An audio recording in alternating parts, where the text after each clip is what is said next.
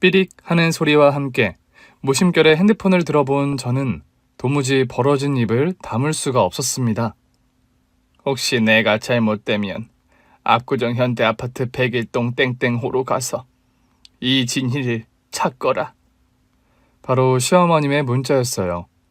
왜 제가 놀랐냐고요? 당연히 그럴 수밖에요.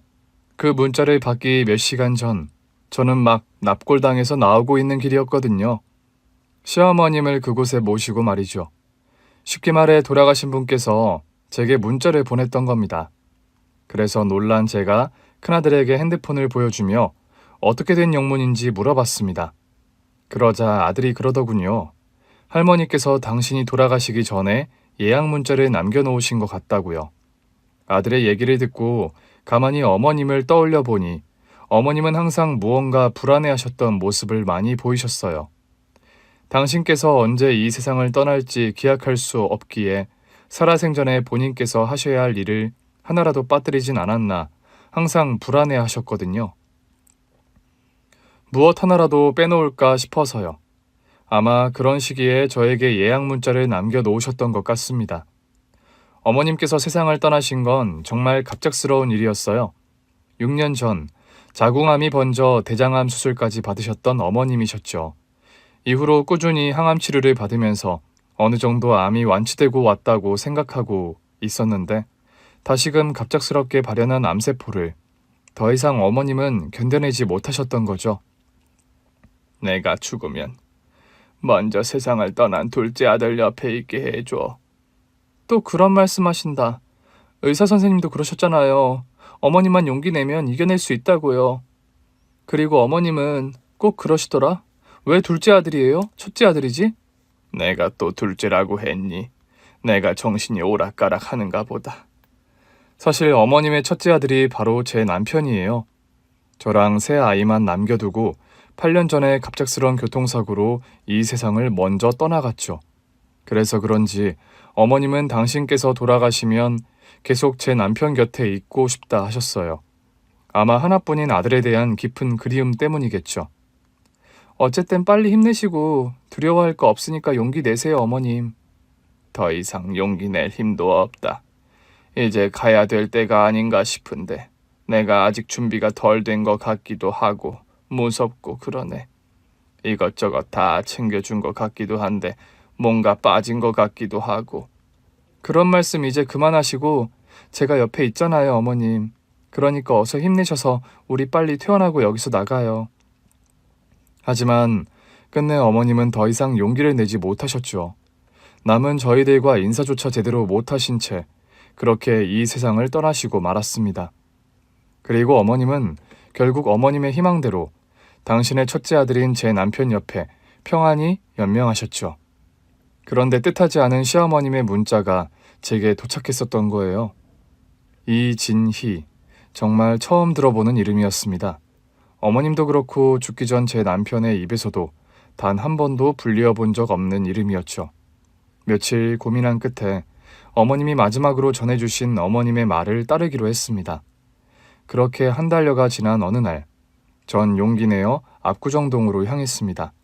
제가 가지고 있는 건 오로지 어머님이 남겨주신 문자뿐이었죠. 이진이라는 분이 나이가 몇인지, 심지어 남자인지 여자인지조차 모른 채 전 무작정 가보기로 했습니다. 행여나 집에 안 계실지도 몰라 근처 카페에 몇 시간이든 기다려보겠다는 마음을 먹고 그렇게 출발한 길이었습니다. 그리고 드디어 현대아파트 101동에 도착을 했죠.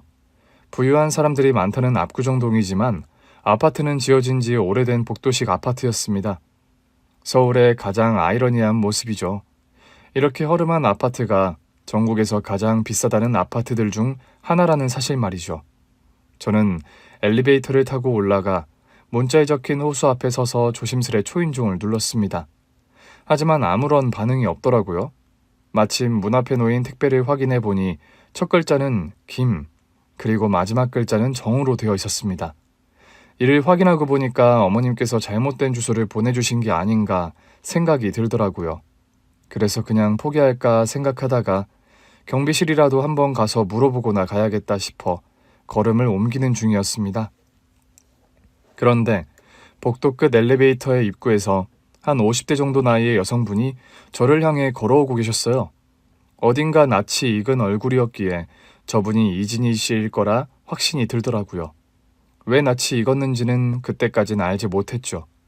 물론 그분 역시 전혀 놀란 기색이 없었어요. 심지어 제가 올 거라는 걸 미리 알았다는 듯 제게 가볍게 목례를 하더라고요. 안녕하세요. 진작 말씀드렸습니다. 저희 집에 찾아오실 거 알고 있었고요. 혹시 이진희 씨 되십니까? 네, 제가 이진희입니다. 우선 안으로 들어가시죠.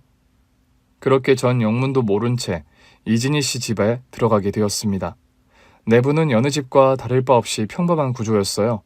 거실 정면에 가족 사진인 듯한 사진이 하나 걸려 있었고 사진 안에는 이진희 씨의 남편과 아들 둘이 환하게 웃고 있는 모습이 보였죠. 그때 마침 이진희 씨가 음료를 들고 거실로 나오셨습니다. 아마 문자를 보고 많이 놀라셨을 거예요.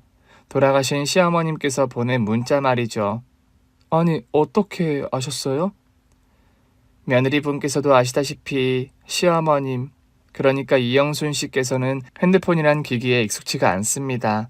그런데 일반 문자도 아니고 예약 문자를 하셨다는 건 누군가의 도움이 있었단 얘기겠죠. 그 도움을 드린 게 바로 저고요. 아, 그럼 시어머님 옆에서 문자를 직접 찍어주신 게 이진희 씨라는 말씀이시군요. 네, 맞아요. 물론 이영수 씨께선 계속해서 머뭇거리고 계셨죠. 하지만 제가 이영순 씨의 핸드폰을 빼앗다시피 가져와서 직접 문자를 입력한 겁니다. 그런데 도대체 왜... 글쎄요. 이 이야기를 어디서부터 시작해야 할까요? 그리고 진희 씨는 저희 시어머님인 이영순 씨에 대한 이야기를 천천히 꺼내기 시작하셨습니다. 제가 지금껏 들어보지 못했던 이야기를 말이죠. 여러분들께서 이해하기 쉽게 시어머님의 이름의 끝 글자를 따 순이라고 부르겠습니다. 그리고 아이들의 할아버지인 시아버님을 훈이라고 부르겠습니다. 순이는 어렸을 때부터 굉장히 가난한 집에 여섯째로 태어났다고 합니다. 안 그래도 키워야 할 아이들도 많고 또 여섯째이다 보니 부모님의 사랑을 거의 받지 못했다고 하더라고요. 그랬으니 어린아이가 홀로 이 세상을 이겨내며 살아야 했겠죠. 학교도 제대로 졸업하지 못한 채 성인이 되었을 무렵 청계천 인근 피복시장에 들어가게 되었다고 해요. 돌아가시기 전까지도 재봉틀을 손에 놓지 않으셨던 게 다 이유가 있으셨던 거죠. 그 한참 꽃피울 나이에 천먼지가 날리는 좁디 좁은 공장 안에서 매일같이 재봉틀을 돌리며 살기 시작했다고 해요.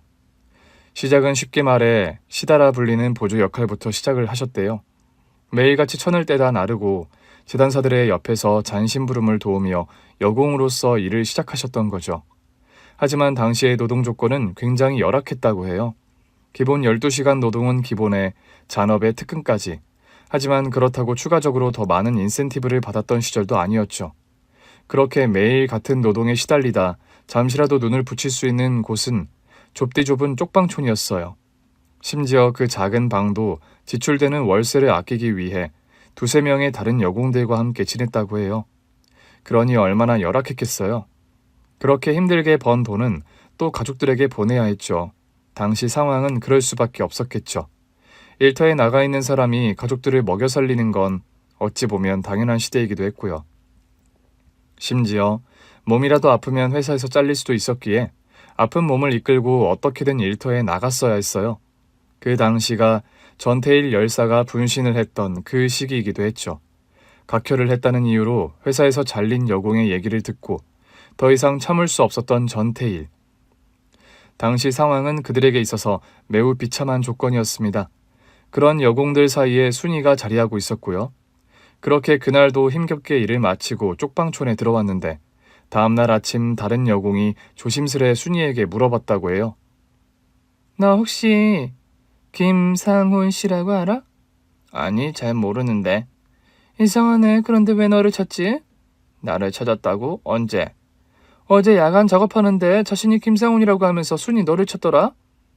안 그래도 원래부터 그렇게 건강하지 않았던 순이는 낫지 않는 몸살 때문에 힘들어하던 시기였다고 해요. 열이 40도까지 올랐음에도 어떻게든 버티며 일을 하고 있던 때였죠. 나는 그런 분을 잘 모르는데. 그런데 그분에 대해선 더 이상 모르는 거야? 글쎄, 나도 더 이상은 잘 모르겠네. 오늘도 그 사람이 찾아올까? 내가 어제 순이는 아침 쪽 근무라고 얘기를 했으니까 아마 너가 출근하면 공장으로 직접 찾아올 수도 있을 것 같은데. 영문도 모르는 남자의 이름에 순이는 크게 개의치 않았다고 해요. 워낙 그 시기가 지방 등지에서 가족들한테는 아무 말도 없이 무일푼으로 서울을 올라오는 젊은 사람들이 많았거든요. 그러다 보면 집을 나간 형제나 자매 등을 찾으러 공장을 찾아오는 가족들도 많았죠. 아마 김상훈이란 사람 역시 그런 이유로 공장을 찾았겠지만 자신이 아닌 동명이인을 찾는 거라 생각했다고 해요. 그리고 서둘러 출근해서 한참 일을 하는 중이었는데 작업 반장이 자신을 찾아왔다고 해요. 반장이 직접 자신을 찾을 일이 없었기에 순이는 많이 놀랐다고 했죠. 그런데 반장이 약간은 긴장된 눈빛으로 순이에게 말을 했답니다. 순이, 어여 빨리 챙겨서 정문 앞으로 나가봐. 왜요? 저 아직 일 안 끝났는데. 지금 그게 중요해? 빨리 나가라면 나가라니까. 오늘 일당 챙겨줄 테니까 빨리 퇴근해. 아니 도대체 왜? 나가라면 빨리 나가지. 왜 이렇게 말이 많아? 빨리 움직여 빨리. 반장의 재촉에 영문을 알 수 없던 순이는 우선 정신없이 자신의 짐을 챙겨서 정문 앞으로 뛰어갔다고 해요. 그러면서도 순이는 불안했죠. 안 그래도 요즘 몸이 안 좋았는데 그것 때문에 윗사람들한테 찍혀서 이렇게 회사를 잘리는 건가 싶기도 했고요. 그렇게 정문 앞을 나갔는데 한 젊은 남자가 쭈뼛거리며 서 있었다고 합니다. 혹시 김상훈 씨 되시나요? 예, 제가 김상훈입니다. 그런데 저를 찾으셨다고요? 그게 다름 아니라 저기 반장한테 미리 언지를 주긴 했는데 오늘 시간 괜찮으시면 저랑 근처 다방에서 잠시 차라도 한잔 하시겠습니까? 오늘 일당을 꼭 챙겨주라고 반장한테 일러두었습니다. 이 사람이 누구기에 반장한테 이래라 저래라 일러들 수 있는지 알 수는 없었지만 어쨌든 순이는 그 남자를 따라 인근 다방으로 향했다고 해요. 이렇게 갑작스럽게 자리를 만들어서 죄송합니다.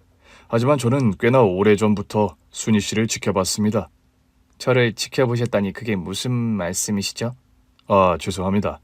우선 전부터 소개해드리자면 저는 현재 서울대에 다니고 있는 학생입니다.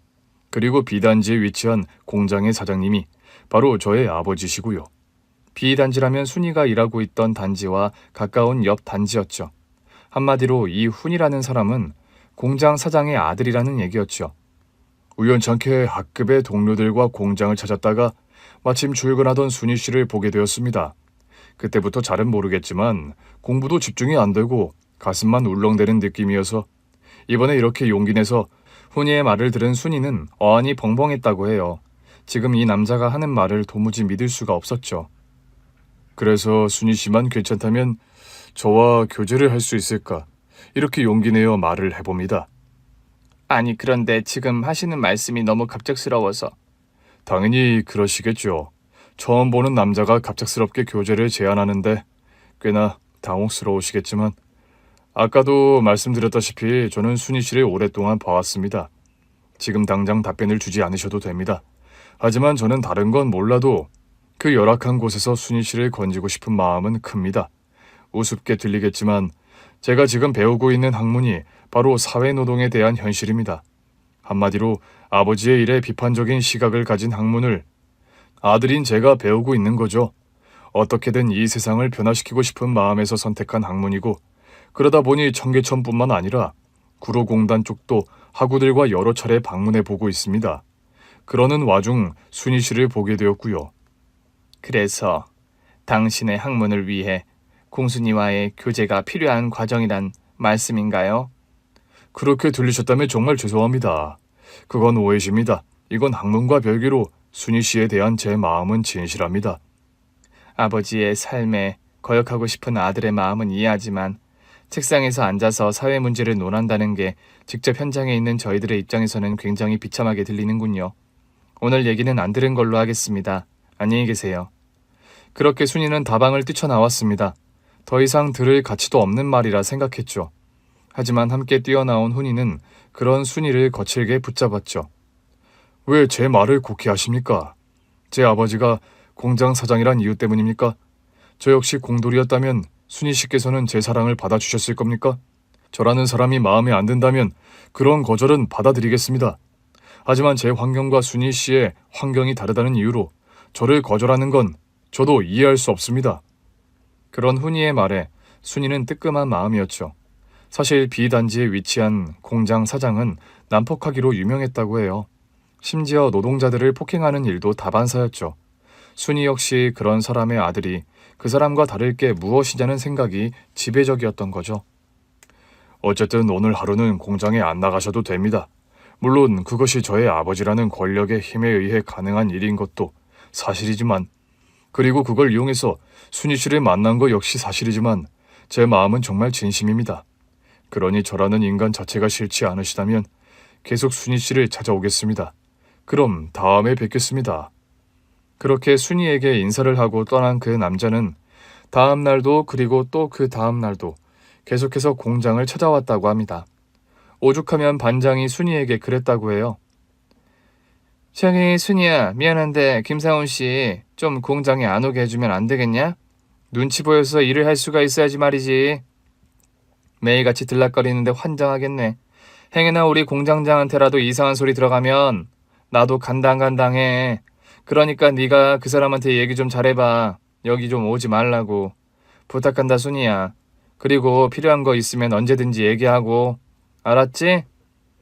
그렇게 마구잡이로 일을 시켜대던 반장이란 사람이 어느 순간부터 자신의 앞에서 눈치를 보며 얘기하는 꼬라지를 보니 순이는 오히려 더 화가 나더래요. 이게 바로 권력의 힘인가 싶었죠. 그런데 더 문제는 다른 여공들의 시선이었어요. 무슨 이유 때문인지 순이만 편애받는다는 그런 시선을 순이는 더 이상 견디기가 힘들었던 거죠. 그래서 일이 없는 날 그 남자가 다닌다는 학교로 당장에 찾아갔다고 해요. 하지만 그 남자가 얘기했다는 훈이의 동아리 방을 찾아간 순간 순이는 정말 놀랐다고 합니다. 단순히 있는 집 자식들의 심심풀이 오락거리로 사회를 바라본다, 그렇게 비판적으로 생각했는데 그게 아니었다고 해요. 갖가지 자료들과 벽 곳곳에 붙어있는 근로기준법에 관한 전단지들까지, 심지어 훈이의 하구 몇몇은 거친 시위로 구속된 분들도 있다고 하더라고요. 훈이 역시 자신이 직접 시위에 최일선에 나설 준비를 하고 있었고요. 순이 씨께서 직접 여기까지 찾아오실 줄은 몰랐습니다. 아니에요. 제가 훈이 씨를 오해한 것 같아 죄송합니다. 그런데 정말 노동자들과 함께하는 시위에 참여하실 생각이세요? 당연하죠. 부르주아들이 가지고 있는 어떤 권위의식에 대해서 전 철저히 저항하고 싶습니다. 제 아버지 같은 사람들 말이죠. 노동은 신성한 일입니다. 그렇기에 노동자들에게 주어져야 할 권리는 당연히 우리 젊은이들이 찾아야 하는 거고요. 그래야 우리 다음 세대의 노동자들이 충분한 복지 아래에서 자신의 신성한 가치를 누릴 수 있을 거라고 확신합니다. 훈이의 학교를 찾아간 그날, 순이는 학교 학우들을 진두지휘하는 훈이의 모습에 스며들듯 빠져들었다고 해요. 이후 순이는 일하던 공장을 나와 훈이의 소개로 노동자 인권센터의 행정 업무를 담당하기 시작했다고 합니다. 그곳에서 자신의 살아있는 경험담을 생생하게 들려주기 시작했고요. 또 함께 일을 했던 여공들의 어려움 등을 여러 채널로 수집해 노동자들의 인권을 위한 현장 목격담을 담아내기 시작했죠. 그리고 훈이와는 함께 저항한다는 동지애와 더불어 서로를 사랑하는 연인이 되었다고 합니다. 하지만 시위에 나갔다가 경찰에 붙잡힌 훈이는 강제적으로 군입대를 하게 되었고, 그렇게 순이와는 잠시의 이별을 하게 되었죠. 군에 간 훈이를 위해서 순이는 정말 헌신적이었다고 해요. 강원도 전방까지 매번 면회를 갖고 외출 혹은 휴가를 나오는 날이면 훈이를 위해 아낌없이 모든 시간을 할애했죠. 그러는 와중에 순이는 어느새 열렬한 노동운동가로 변해 있었고요. 그런데 뜻하지 않은 일이 발생하게 되었습니다. 훈이가 제대로 약 6개월 정도 남긴 시점, 순이의 뱃속에 아이가 생기고 말았어요. 정말 예상치 못한 일이었지만 오히려 훈이는 잘 됐다고 아주 기뻐했다고 합니다. 하지만 순이는 걱정이 앞섰죠. 순이의 부모님은 둘째치고 훈이의 부모님께선 둘의 교제를 전혀 알고 계시지 못했거든요. 안 그래도 노동운동을 하는 아들에 대해서 항상 비판적인 시간을 가지고 계셨던 부모님이셨는데, 노동자였던 여자를 데리고 온다면 이를 쉽게 허락할 일이 없을 거라는 건 당연했으니까요. 하지만 훈이는 당당했습니다. 이제 얼마 안 있으면 말년 휴가야. 그때 우리 같이 부모님을 만나러 가자. 하지만 당신의 부모님께서 우리를 받아주실지 그게 전 걱정이에요. 심지어 아이까지 가진 저를 좋게 봐주실지도 모르는 일이고요. 아무런 걱정하지 마. 부모님이 어떻게 나오든 넌 내 여자야. 내 여자와 내 아이, 내가 무슨 수를 써서라도 끝까지 지켜. 그리고 말년 휴가를 나온 훈이는 어느 정도 배가 부른 순이의 손을 붙잡고 당장 부모님 댁으로 찾아갔다고 합니다. 하지만 돌아온 반응은 불보듯 뻔했다고 해요. 지금 제정신이야. 어디서 저런 여자를 데리고 들어와. 서울대까지가 나온 놈이 대모지를 하지 않나. 거기에 뭐 공순이? 너 지금 네 창창한 미래를 여기서 끝내고 싶냐? 아니 아버지, 그게 무슨 말씀이세요? 제 미래가 어때서요? 저 누구보다 행복하고 잘 살 자신 있습니다. 내 눈에 흙이 들어와도 안 돼. 그러니까 당장 이 집에서 저 여자 데리고 나가. 그렇게 반대하시면 저 이 여자랑 따로 나가서 살겠습니다. 훈이야, 너 도대체 왜 그래? 너 이제 아버지 사업도 물려받고 차근차근 일도 배우면서 커나가야 할 중요한 시기잖아. 그런데 저 여자가 애를 데리고 들어와서는 딱 네 앞길을 막는데 그걸 모르겠니? 정신 좀 차려. 너 지금 눈이 멀어 있는 거야, 훈아. 아니요, 저는 멀쩡합니다. 그러니까 앞으로 전 이 여자랑 살겠습니다. 더 이상 말 않겠습니다. 가자, 순이야. 아무런 말도 못하고 고개만 푹 숙이고 있던 순이는 훈이의 손에 이끌려 집 밖으로 나오게 되었습니다. 그리고 훈이 아버지의 저택 밖에 놓여있던 벤치에 앉아 펑펑 눈물을 흘렸다고 해요. 나도 나지만 앞으로 태어날 내 아이 걱정에 순이는 앞날이 캄캄할 뿐이었죠. 걱정하지 마. 저런 반응 나올 거라는 거 우리 이미 알고 있었잖아. 그래도 어떻게든 너랑 우리 아기랑 같이 살 거니까 아무것도 두려워하지 마. 한때 노동운동을 했던 동지들의 작은 단칸방을 빌려 그곳에서부터 순이와 훈이는 함께 생활하기 시작했습니다. 훈이는 순이를 위해 결국 부모를 버리는 선택을 한 거죠. 하지만 순이는 그렇게 생각했답니다. 어쩌면 훈이의 부모님 말이 틀린 말은 아니라고요. 서울대를 나온 훈이 씨는 정말 앞으로 창창한 미래가 열려있던 남자였습니다. 할 수 있는 건 무엇이나 할 수 있었고 될 수 있는 건 무엇이든 될 수 있었죠. 그런 훈이 뒤에는 아버지라는 든든한 백도 있었고요. 그걸 순이 자신이 가로막고 있다는 생각이 항상 괴로웠다고 합니다. 그러는 와중 순이는 아이를 낳게 되었죠. 아주 예쁜 딸아이였습니다. 그런 딸아이를 보면서 순이는 하염없이 눈물을 흘렸다고 해요.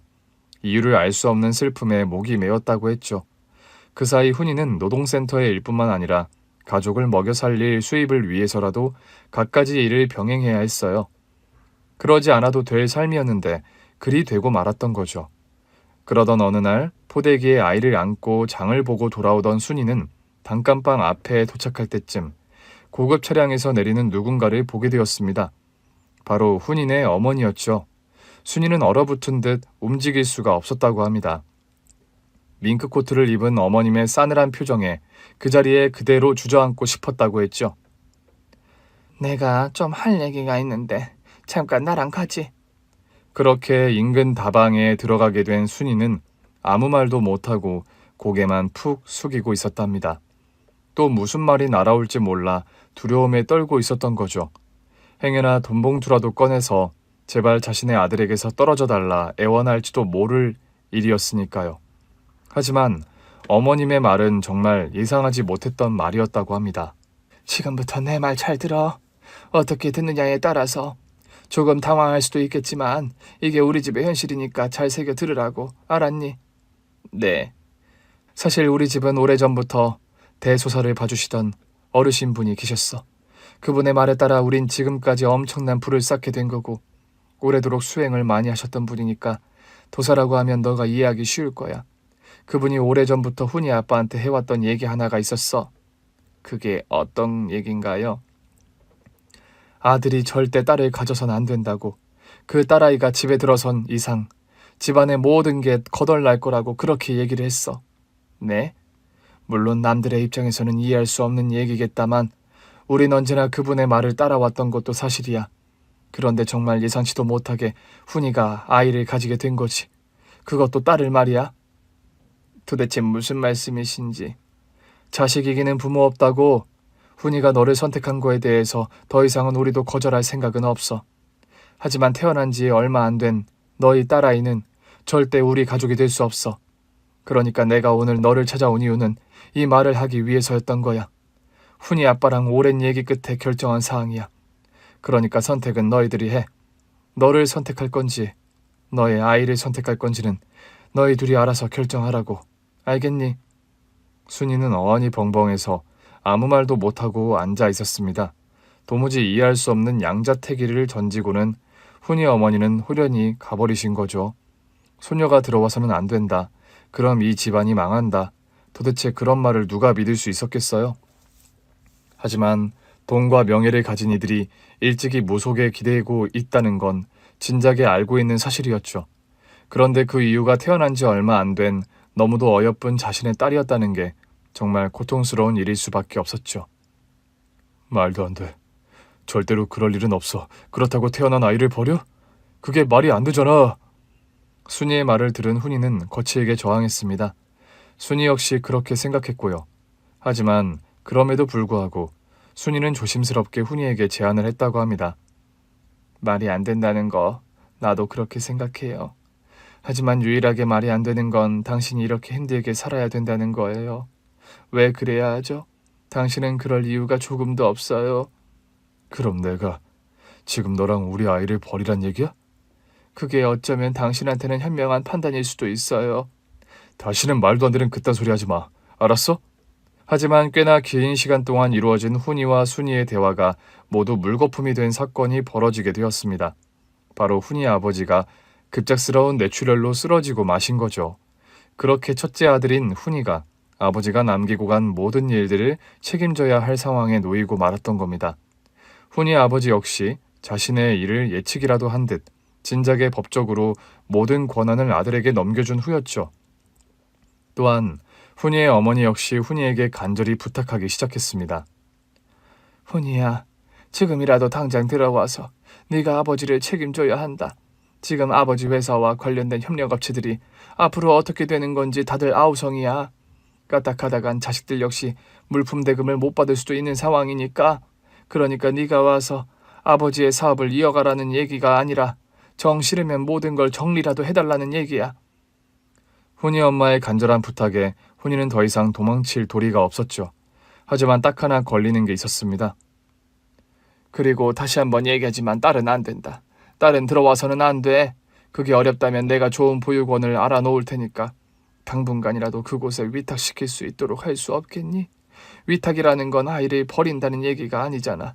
잠시만 맡겨놓는다는 뜻이니까 그렇게라도 해줬으면 좋겠다. 하지만 훈이는 그 말을 들어줄 수 없었죠. 자신의 딸을 보육원에 위탁시키라니 그건 용납할 수 없는 일이었으니까요. 하지만 그 이후에도 매일같이 고민하고 힘들어하는 훈이를 바라보면서 순이는 어쩔 수 없는 과감한 결정을 내리게 됩니다. 나도 많은 생각을 해봤어요. 그래서 저랑 아이만 나가고 살겠다고 여러 차례 당신께 말씀드렸고요. 그래서 당신은 어서 빨리 들어가서 사업에 도움이 되라고 매번 말했지만 당신은 계속 거절해왔죠. 절대 우리를 떠나지 않겠다고. 그래서 저도 어떻게 해야 지금의 상황을 극복해 갈 수 있을까 고민하던 차에 마침 셋째 오빠와 연락이 닿았어요. 당신도 알다시피 절 가장 많이 아껴주던 오빠셨죠. 오빠께 제가 제 상황을 이야기했어요. 그랬더니 오빠가 이렇게 말씀해 주셨죠. 저희의 아이를 양딸로 입양시켜 책임지고 키워주겠다고. 그러니 너희 부부는 그 집으로 돌아가서 번듯하게 성공하라고 그렇게 말씀을 해주셨어요. 그때까지 자주자주 찾아오면 되니까 아무런 걱정하지 말라고요. 최악의 선택이긴 하지만 지금 상황에선 그게 가장 올바른 선택이 아닐까 싶어요. 순이는 그럼에도 눈에서 흐르는 눈물을 막을 순 없었죠. 정말 어쩔 수 없는 상황이기에 가장 슬프지만 가장 최선의 선택을 할 수밖에 없었던 거죠. 그렇게 아이의 나이가 채 2살이 되기 전에 아이는 셋째 외삼촌이자 양아버지에게 입양이 되었습니다. 그리고 훈이는 쓰러진 아버지의 사업을 맡아서 진두지휘하기 시작했죠. 워낙에 총명하고 똑똑한 사람이었기에 자신의 아버지보다 더 훌륭하게 사업체를 이끌어갔습니다. 심지어 공장에서 일하는 노동자들을 위해 아낌없는 혜택을 부여했죠. 노동시간을 최소화하고 특근이나 잔업 등을 없앴습니다. 거기에 병가나 월차 등을 넉넉하게 제공했죠. 그래서 그랬는지 몰라도 오히려 다른 업체보다 더욱 월등한 수입을 내었다고 합니다. 훈이 사장님이라면 목숨까지 바치겠다는 노동자들도 나타날 정도였죠. 하지만 변화라는 건 쉽지 않았습니다. 훈이가 이끌던 공장이 그렇게 운영을 하고 나니까 다른 공장의 노동자들도 자신들의 업체 사장과 여러 가지 갈등을 빚을 수밖에 없었겠죠. 그러다 보니 다른 사장들이 훈이에게 와서 거칠게 욕설을 내뱉고 화를 내는 게 일상 다반사였다고 해요. 자신만 바꾼다고 해서 세상이 바뀌진 않는다는 걸 절실히 깨닫던 순간이었죠. 그러는 와중에 순이는 자주 셋째 오빠네 집에 방문을 했습니다. 수입의 많은 부분을 아이 양육을 위해 아낌없이 오빠에게 베풀었죠. 심지어 셋째 오빠가 더 이상 사업을 하지 않아도 될 정도로 많은 돈이었지만 셋째 오빠는 오히려 부담스러움을 느꼈다고 합니다. 순이야, 물론 양육을 위해서 이렇게 충분하게 지원을 해줘서 정말 고맙다만 이렇게 많이 보내주지 않아도 돼. 우리 아이들하고 먹고 살 만큼 충분하니까 너무 무리하지는 마. 무리하는 거 아니야, 오빠. 그냥 우리 딸을 받아준 오빠네 살림살이도 더욱 풍요로워지길 바래서 그래서 보내는 거야. 정 너가 계속해서 돈을 보내겠다면 이렇게 하자. 양육을 하고 남는 돈이 있으면 최대한 아이를 위해 적금을 들게. 그래서 아이가 나중에 컸을 때 생활에 든든한 미천이 될 수 있도록 그렇게 말이야. 그 돈이 친엄마가 보낸 자금이었다는 걸 알게 되면 아이도 순이 너한테 고마움을 느낄지도 모르니까. 셋째 오빠의 고마운 생각으로 아이는 일찍이 자신의 통장을 개설하게 되었죠.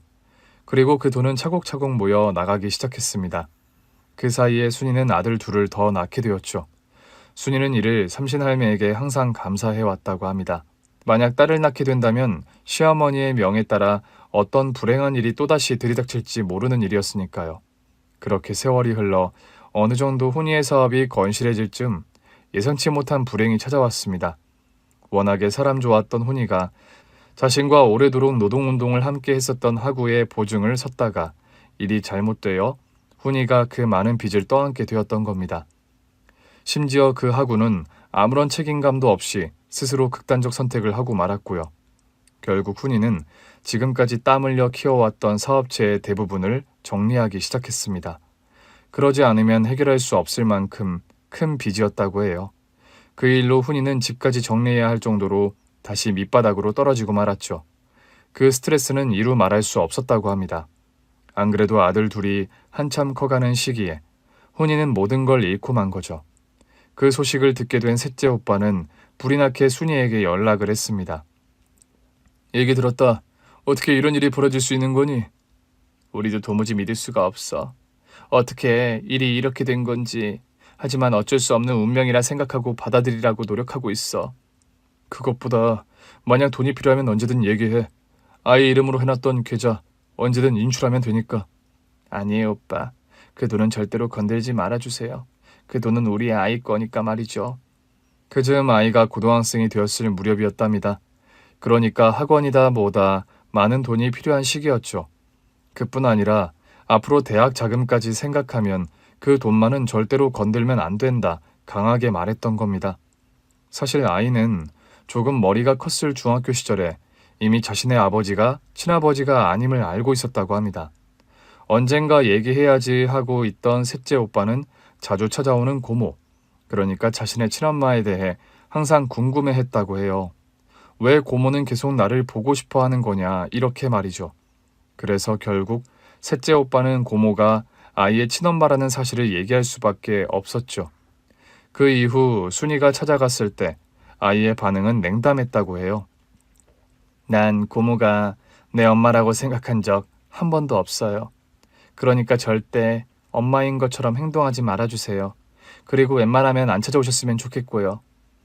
내가 미안하다. 그때 널 놓지 말았어야 했는데 난 아직도 후회하고 있단다. 후회요? 이제 와서요? 제가 아직 어려서 그런지 모르겠지만 이해할 수도 없고 이해하기도 힘드니까 그만 얘기해줬으면 좋겠어요. 이후로 순이와 아이의 관계는 그리 좋지 못했다고 해요. 한창 사춘기에 들었던 아이에게 있어서 친엄마라는 존재는 당황스러울 수밖에 없었겠죠. 그렇게 아이가 커서 고등학교를 졸업하고 대학에 들어가게 되었죠. 그 사이사이에도 순이는 계속해서 아이를 찾아갔답니다. 그때는 심지어 훈이의 사업이 바닥을 치고 있을 때였고 변변찮은 선물조차 할 수 없는 시기였지만 그럼에도 값비싼 코트를 입학 선물로 아이에게 주었던 순이었죠. 하지만 불행은 끝이 없었습니다. 자신의 상황에 대해 매우 괴로워했던 훈이는 결국 자신의 아버지와 마찬가지로 뇌출혈로 쓰러지고 말았죠. 그리고 끝내 위기를 극복하지 못한 훈이는 결국 이 세상을 떠나고 말았습니다. 그 즈음이 바로 제가 남편을 만난 시기였고 전 훈이, 그러니까 저의 시아버지를 끝내 보지 못하고 남편과 결혼을 하게 된 터였죠. 그렇게 가족의 대소사를 나누었던 도사란 인간의 말이 끝끝내 틀려버리던 순간이었죠. 자신의 딸마저 친오빠에게 보내고 도사란 인간의 말대로 아들만 낳았는데 결국 모든 걸 잃어버린 훈이는 그렇게 안타깝게 세상을 떠나고 만 거예요. 그래서 순이는 끊임없이 괴로워했었다고 합니다. 20대가 된 아이의 손을 잡고 하염없이 펑펑 울었다고 해요. 내가 잘못했다. 그때 한 번이라도 시어머니의 말을 거절했더라면 지금까지 널 먼발치에서 바라보지 않아도 되었을 텐데. 정말로 미안하다. 다 내 탓이야. 그렇게 자신 앞에 무릎을 꿇고 용서를 비는 친엄마를 향해서도 아이는 냉담했다고 해요. 아이에게 있어서는 단지 자기를 버린 부모일 뿐이었을 테죠. 바로 그 아이가 제가 만난 바로 이진희 씨였습니다. 성까지 셋째 오빠를 따라 이 씨가 되어 있었고요. 그렇게 진희 씨의 이야기를 듣다 보니 이제야 시어머니의 많은 부분들이 이해되기 시작했습니다. 왜 첫째 아들인 내 남편을 가끔 둘째라고 불렀던 건지 그 역시도 이해되기 시작했죠. 어쨌든 어머님에게 있어서만은 진희 씨는 바로 자신의 둘도 없는 첫째였을 테니까요. 고모는, 그러니까 제 친엄마는 항상 제게 말씀하셨어요. 첫째는 바로 너라고. 하지만 저는 그리 달갑게 듣진 않았죠. 하지만 제가 엄마라는 존재를 조금씩 받아들이게 된 건 말씀드리기 죄송스럽지만 바로 엄마의 첫째 아들, 그러니까 저한텐 지금껏 사촌동생이었던 제 동생이 세상을 떠났을 그 즈음이었어요. 바로 제 남편의 이야기입니다.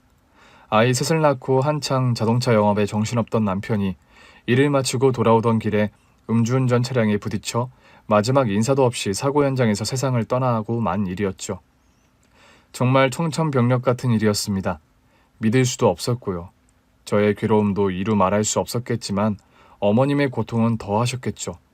자식을 먼저 떠나보낸 부모의 마음은 정말 형용할 수 없을 정도의 고통이었을 테니까요. 당시 믿을 수 없다는 표정으로 장례식장을 찾은 진희 씨를 붙잡고 어머님은 하염없이 눈물을 흘리셨다고 합니다. 이 모든 게 다 내 탓이라고 자책하면서 말이죠. 그때 그 모습을 본 진희 씨는 정말 가슴이 미어질 정도로 아팠다고 합니다. 사실 진희 씨란 존재는 저희 남편에게도 그렇고 어느 누구에게도 비밀처럼 숨겨져 있었던 존재였습니다.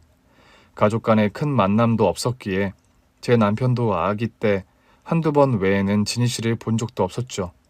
그러니 자신에게 누나가 있을 거란 사실을 죽을 때까지 알 길이 있었겠어요? 거기에 딸이 있다는 얘기는 앞으로 절대 하지 말자고 했던 건 정작 시어머님 본인이셨다고 해요. 아마 본인의 잘못이 여타 타인에게 알려지는 게 싫어서였겠죠. 그러니 셋째 오빠 외에는 언제나 비밀처럼 존재해왔던 게 바로 진희 씨였던 겁니다.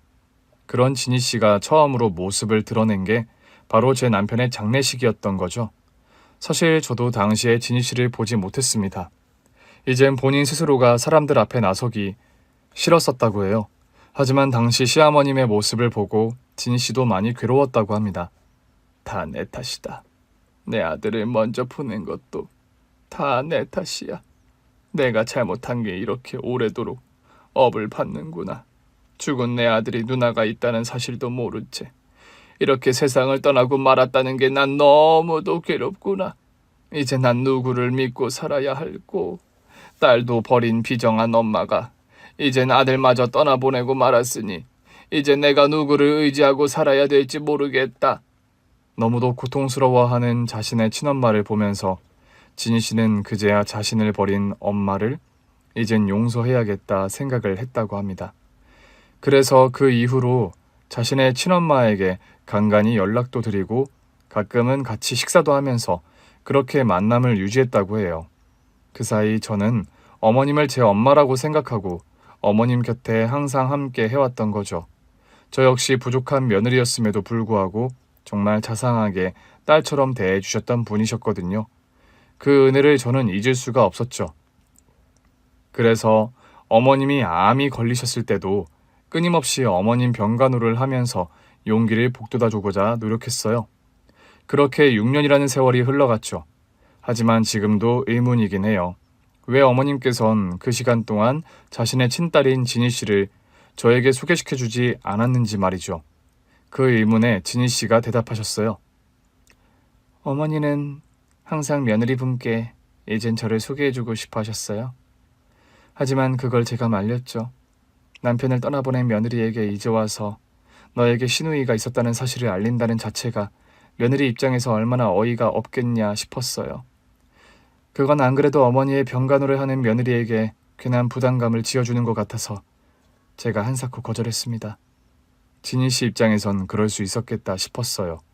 만약 제가 진희 씨를 진작 알았다면 저도 많이 놀라했겠죠. 남편도 모르는 남편의 누나가 있다는 사실은 충격으로 다가올 수도 있었을지 모르고요. 그러던 와중 어머니가 돌아가시기 2달 전에 어머니한테 연락이 왔어요. 잠시 병원에 와달라고요. 마침 그땐 며느리분께서도 오지 못하던 그날을 잡으셨던 것 같아요. 그리고 병원에 도착했을 때 어머니께서 말씀하셨죠. 무슨 말씀을? 아마 자신의 운명을 미리 예감하셨던 것 같아요. 그래서 지금까지 고생한 며느리를 위해 조금은 보탬이 되어주고자 싶어 하셨죠. 어머니란 존재에게서 처음으로 부탁이란 걸 받아본 날이었습니다. 그리고 저 역시 흔쾌히 고개를 끄덕거렸고요. 딸도 제대로 해주지 못했던 일을 6년이라는 긴 시간 동안 옆에서 지켜봐 주신 며느리분께 저 역시 매우 감사해하고 있었고요. 그래서 어머니의 부탁뿐만 아니라 제 마음을 담아서 이걸 전해드리고 싶어서 이렇게 저를 찾아와 달라고 문자를 보내게 되었습니다. 그러면서 진희 씨는 저에게 봉투 하나를 내미셨습니다. 전 뭔가 싶어 조심스레 봉투를 열어보았죠. 그랬는데 그 안에는 믿을 수 없을 정도의 큰 액수가 찍힌 수표 여러 장이 들어 있었습니다. 아니, 이게 대체? 전혀 부담 가질 필요 없으세요. 어차피 이 돈은 어렸을 때부터 제가 어머니께 빌린 돈을 다시 돌려드리는 것 뿐이니까요. 봉투를 들고 있는 제 손이 벌벌 떨려왔습니다. 지금껏 살아오면서 이런 큰 금액의 돈을 제 눈으로 본 것도 처음이었죠. 사실 어머니가 그간 보내주었던 돈을 저희 양아버지가 계속해서 모아오셨어요. 그리고 제가 성인이 되었을 때 전 이 돈을 어떻게 써야 할까 한참을 고민한 끝에 여러 가지 투자를 하기 시작했죠. 작게는 주식에서부터 투자까지 여러 재테크를 하면서 그 돈은 기하급수적으로 늘어나기 시작했습니다. 아마 운이 좋았던 탓이겠죠. 그렇기에 지금 드리는 돈은 제게 있어서는 그리 큰 돈이 아닙니다. 그리고 저 역시 제 친어머니의 부탁을 처음으로 들어준다는 기쁨도 아주 크고요. 그러니 꼭 받아주시길 바랍니다. 그렇게 진희 씨는 제게 고개 숙여 인사했습니다. 저 역시 덩달아 깊게 머리를 숙였죠. 그리고 다시 고개 들어 본 진희 씨의 얼굴엔 주르르 눈물이 흘러내리고 있었습니다. 아마 그간의 모든 서러움을 끝내는 그런 눈물이었겠죠. 비밀처럼 살아왔던 존재, 본인 스스로 역시 비밀을 자처해온 그녀의 인생이 파노라마처럼 그녀의 머리를 스쳐갔을 테죠. 그런 진희 씨를 바라보며 저 역시 눈물이 흘러내렸습니다. 지금까지 몰랐던 내 남편의 가족사를 내 남편의 친누이에게서 들을 줄 누가 예상이나 했겠어요? 그렇게 진희 씨 집을 나온 제 발길은 그리 가볍지는 않았습니다. 돌아가신 어머님의 그간의 심적 고통도 절 짓누르는 듯 했죠. 왜 그렇게 암이 어머님을 괴롭혔는지도 어느 정도는 이해할 수 있었기에 저 역시 더욱 가슴이 아팠고요. 그리고 2달 후 제 남편의 기일이 찾아왔습니다. 전 이제야 생긴 제 시누이 이진희 씨와 함께 납골당을 찾았어요. 그리고 함께 간 저의 아이들에게도 당당히 인사를 시켜드렸죠. 인사드려. 너희들의 고모님이셔. 지금껏 여러 가지 사정으로 보지 못했다만 이젠 너희들의 고모님께 항상 문안 인사드리자. 알겠지? 두 눈이 휘둥그레진 아이들을 향해 이진희 씨가 밝게 웃음을 지으셨습니다. 친조카들에게 처음으로 듣는 말일 테죠. 고모님이란 말 말이죠. 그리고 저흰 남편의 자리에 섰습니다. 그 바로 옆엔 어머님께서 우리를 바라보고 계셨고요. 가만히 제 남편을 바라보던 이진희 씨가 가볍게 미소를 지었습니다. 내가 너무 늦었지? 이제야 인사를 하네. 너무 늦었다만 그래도 하늘에선 어머니랑 함께 편안히 있기를 빈다. 그리고 진희 씨는 어머님 앞에 와 서셨어요. 그리고 가만히 어머님이 계신 유리를 쓰다듬으셨죠. 그곳은 어떠세요? 아버지도 뵙고 동생도 보고 편안하세요? 기나긴 시간 동안 어머니를 용서하지 못한 점 이제 와서 생각해보면 많이 부끄럽습니다. 그래도 어머니의 부탁 성실히 이행했어요. 그러니 어머니도 이젠 마음 편히 좋은 곳에서 편안하시길 빕니다. 그리고 진희 씨는 저를 돌아봤어요. 이젠 수시로 연락하며 자매처럼 지내는 절 향해 말이죠. 그리고 새로 생긴 올케와도 오래도록 즐겁고 재밌게 잘 살겠습니다. 그러니 앞으로도 저희 지켜봐 주세요. 아셨죠? 항상 고마웠습니다, 어머니. 아니, 엄마. 오늘 준비한 사연은 여기까지입니다. 재밌게 들으셨다면 구독과 좋아요, 알림 설정까지 눌러주세요. 그럼 저는 다음 사연으로 찾아뵐게요. 오늘도 건강하고 행복하세요.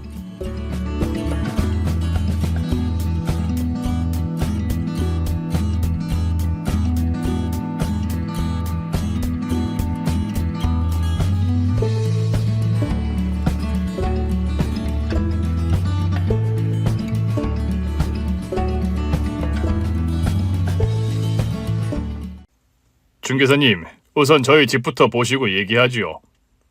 집을 매도하겠다는 청담동 한 사장님께 연락이 온 건 올해 봄쯤이었습니다. 갑작스러운 일이었죠. 나름 이른 나이에 부동산 바닥에 뛰어들어 지금 강남 한복판에 들어오기까지 정말 발이 부르틀 정도로 돌아다닌 저였습니다. 그렇기에 그동안 많은 부동산 소유자분들과 인맥을 쌓아오고 있었죠. 또 보통의 중개사분들보다는 젊다면 젊은 30대의 열정이 그분들과 쉽게 친해질 수 있는데 한몫을 했던 것도 사실이었죠. 하지만 한 사장님은 달랐습니다. 물론 여러 각양각색의 분들을 대하면서 저만의 친밀 노하우를 가지고 있다 그렇게 자부했음에도 한 사장님은 정말 접근조차 어려운 분이셨죠. 그런 분께서 갑작스레 집을 매도하겠다 연락이 오신 겁니다. 네, 한 사장님. 제가 잡혀있는 모든 약속을 무르더라도 한 사장님 댁부터 방문하도록 하겠습니다. 사장님께서 편한 시간이면 언제든 달려가겠습니다. 속으로 쾌재를 불렀습니다. 한 사장님으로 말씀드릴 것 같으면 청담동의 고급 전원주택 부지에서도 가장 노른자의 터에 본인의 고급 주택을 보유하신 분이셨거든요. 그분께서 갑작스레 부동산을 매도하시려는 의도를 제가 정확히 알 수는 없었지만 부동산 거래가 성사만 된다면 그에 따른 중개보수는 몇천을 가히 뛰어넘는 엄청난 금액이었죠. 사실 조금 궁금했습니다. 왜 하필 저에게 연락을 했을까? 그 이유 말이죠. 저보다도 훨씬 오래도록 이 지역을 담당하고 계시는 중개사님들도 많으실 텐데 굳이 절 선택한 이유 말이죠. 주변 분위기를 살짝 살펴보니 매도 연락 역시 저에게만 하셨더라고요. 사장님, 저 집에 사시는 분은 어떤 분이세요? 강남 개발대에 지어진 건물 같은데 말이죠. 약 6년 전쯤 절 좋게 봐주시고 스카우트 해주신 제 소속 부동산 사장님께 은근슬쩍 한 사장님 댁을 물어본 적이 있었죠.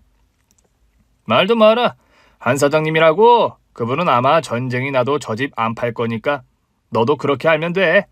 저번에 대형 건설사에서 한번 접촉을 시도했었거든. 건설사 부사장인가? 직접 찾아가서 그렇게 빌고 빌었는데도 한치의 으트러짐 없이 문전박대를 당했단다. 높은 지대 위, 높다란 담장에 둘러싸인 누가 봐도 고급스러운 저택 앞에 멍하니 서서 사장님께 들었던 이야기였습니다. 절대 매도 같은 건 하지 않으실 분이라는 사실 말이죠. 그런데 그런 한 사장님이 6년 후 직접 그것도 저에게만 매도 연락을 주셨으니 제 기분이 어떠했겠습니까? 한 사장님께서 제안하신 날짜에 맞추어 저택을 방문하기까지 지리한 시간이 지나가고 드디어 저택의 문 앞에 섰습니다. 최근에 산 정장까지 맞춰 입고 들고 다니는 손거울로 마지막 용모 체크까지 마친 후 조심스레 초인종을 눌렀죠. 절 확인하셨는지 저택의 육중한 철문이 열렸습니다. 근처를 지나며 담장 외부에서만 바라보던 저만의 신세계에 처음으로 발을 디디는 순간이었습니다. 공중으로 놓인 돌계단을 밟고 올라선 정원과 고즈넉한 저택, 이곳이 강남의 한복판인지 아니면 자연에 둘러싸인 스위스의 어느 지역인지 구분조차 할 수 없을 정도였죠. 그때 저택의 문이 열렸습니다. 그리고 70대의 한 사장님께서 예의 그 무표정한 얼굴로 저를 바라보고 계셨죠. 전 90도로 한 사장님께 인사를 드렸습니다. 그런데 중개사님, 내가 하나 묻고 싶은 게 있는데 말이에요. 네, 사장님 말씀하시죠. 부동산에 관련되어선 어떤 거라도 답해드릴 수 있습니다. 중개사님 이름이 이한동 맞습니까? 네, 저번 체육대회 때 전해드린 명함에도 나와 있다시피 제 이름은 이한동이 맞습니다. 10년 전 공인중개사 자격증을 보유하고 지금까지. 됐고, 하나만 더 물어봅시다. 네, 무엇이든 괜찮습니다. 더 물어보십시오. 중개사님 어머니 이름이 혹시 장숙자 씨가 맞습니까? 모든 질문에 답해드릴 수 있다는 충만한 자신감으로 사장님의 다음 질문을 기다리던 전 그 자리에서 얼어붙고 말았습니다. 그 역시 5살 이후로 버린 저의 어머니 이름을 이 세상에서 알 수 있는 사람은 아무도 없었으니까요. 내 말이 잘 안 들렸나요? 아니 그게 아니라 장숙자 씨가 중개사님 어머니 이름이 맞냐고 묻는 거예요. 네, 맞습니다. 그런데 그걸 어떻게 아셨습니까? 한 사장님께서는 절 가만히 바라보시더니 갑자기 빙그레 미소를 지으셨습니다. 그렇게 무뚝뚝하다고 유명하신 한 사장님께서 제게 웃음을 보이신다는 사실 자체가 전 도무지 믿을 수가 없었죠.